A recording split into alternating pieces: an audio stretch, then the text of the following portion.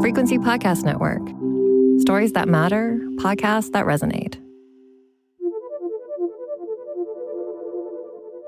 Have you put in a contribution to your registered retirement savings plan yet? Well, that deadline to get a deduction on your 2024 taxes is coming up. That's on March the 3rd. Put money into your RRSP before that date, and you get a tax break on your 2024 taxes. But do you even have the money to do so in this economy? Hello, this is Mike Eppel. That annual scramble to put some cash into your RRSP always seems to happen at the worst time of the year. And this year, a lot of Canadians are saying they just don't have the money. Investment company Edward Jones crunched some of the numbers and indicates that many households are having a very tough time balancing the amount of money that's going out every month with the money needed for retirement. But maybe, just maybe, there are some ways that we can help you find some money to save for your later years. Joining me on the line is Julie Petrera, a senior strategist, client needs at Edward Jones. Julie Petrera, thank you very much for joining us. Thanks for having me. Coming up to the RRSP deadline, March the 3rd, Julie, and, there's this typical rush this time of year. You got to get that contribution in. Probably should have been doing it earlier, not waiting until the last minute, but human nature is such. Are we coming into an RRSP deadline where a lot of people are saying they don't have the money this year? Times are tough. Inflation's been a thing. Cost of living, the amount of money being set aside for retirement, maybe it's down on the list. What are your survey stats showing? Yeah, all of the above. So we have polling data from Edward Jones Canada that shows that only 39% of Canadians plan to contribute to their RRSP this year. And that's a drop of 10 points from last year. And on top of that, only 15% of Canadians plan to contribute the maximum amount this year. And that's a drop of 6 points from the previous year. So we are seeing those that intend to contribute, there are fewer of them.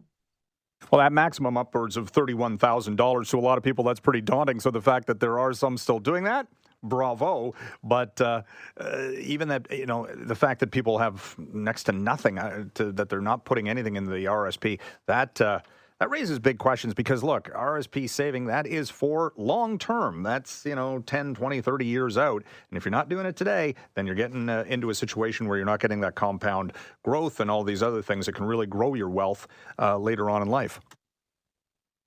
Yeah, absolutely. These accounts have, you receive a deduction when you contribute or when you claim the deduction, and also they grow on a tax deferred basis, right? So they're one of the they're not the only part of a retirement plan, but they're one of the main parts of a retirement plan. So seeing those contribution numbers is down is concerning.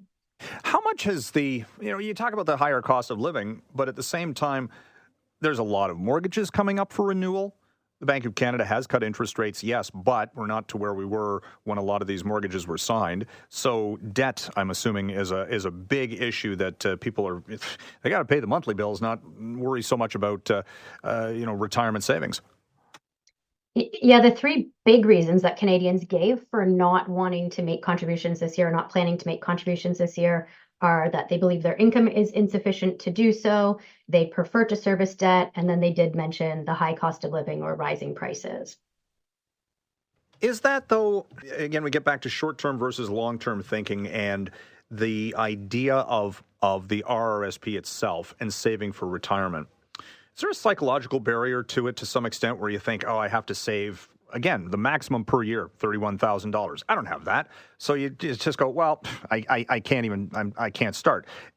Does there need to be a mindset change that even $100, maybe $500, $1,000, whatever you can put in is better than nothing, and therefore, finding that money that might be going to something else, it is doable, and to, raise an optimistic feeling about retirement savings as opposed to this cloud of uncertainty.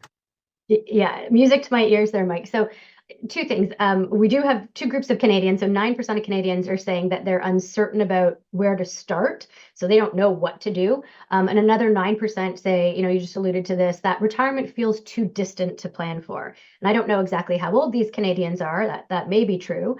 But I think that, one question that we get, or the opportunity is, being able to balance, like you said, short term and long term, right? So one may think that it's too far away, but time is on your side, so there might be a huge opportunity to start saving for retirement now, even if it is a small amount. And also the balance between debt versus investing. So one of the barriers to being able to contribute to an RSP that Canadians shared with us was debt. And this is an interesting one because, again, if those that have a plan, so we know that some don't and they don't know where to start. Those that have a plan, you can have a plan that will help you balance short-term and long-term and paying off debt versus investing. Is there a breakdown that you are seeing from various age categories, genders? We always talk about, okay, you got your boomers and your millennials and your Gen Z and what have you. Is there a different mindset? Is it a situation where the younger you are, it's something, retirement is this maybe a pipe dream 30 years out, and you don't think about worrying about it too much? And is that showing up in the data? Yeah, we do have some data that says that. So younger Canadians, and when I say younger, I'm saying aged 18 to 34, are experiencing an even larger decline in what they had planned to save last year compared to this year. So last year, 60% in that group said that they plan to contribute something to their RSP. And we've seen a 19%, a 19-point drop because only 41% are planning to contribute this year. So we're seeing the biggest drop from last year to this year with that 18 to 34 category. And saving between men versus women, what is the data showing there? And women plan to save less, put less into their RSP compared to men. And the reasons that they give for that are that they prefer to prioritize affording healthcare and pursuing personal goals. And it's always interesting when we see data for women because we know that women tend to live longer than men, which means they tend to have a longer retirement. So they would arguably need more money to fund their retirement than men would. And they also earn less over the course of their working years. So women planning to save less for their retirement is, again, alarming. Along with the RRSP, though, there are other tax savings vehicles that have grown in popularity. The TFSA, tax-free savings account, at the top of that list. Have you seen the people are saying, I'm going to put into a TFSA rather than an RRSP? Maybe it works better depending on what your income level is, and tax strategies that the TFSA might be better, at least in the as a tax saving strategy or saving strategy overall. Yep. So there are a group of Canadians that would prefer. So 55% say that they will consider investing in another registered plan. So like the TFSA that you mentioned, there's also the new First Home Savings Account.